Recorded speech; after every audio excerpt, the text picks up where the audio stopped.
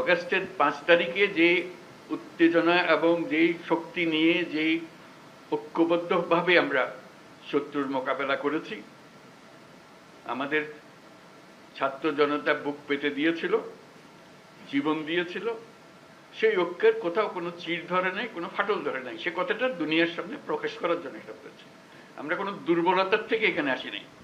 আমরা এখনো সেই জাতি, যেই জাতি এই 5ই আগস্ট থেকে আমরা যাত্রা করেছিলাম স্বৈরাচারী সরকারকে বিদায় দিয়ে, সেই জাতি এখনো সেই সজাগ আছে, সে মজবুত আছে।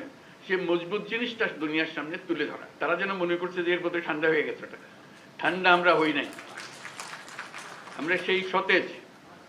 যখন আমরা দেখি পুলিশ বলে যে স্যার একটা মারি তো 4টা দাঁড়ায় যায়, এখনো 4টা না 40টা দাঁড়াবে এবার।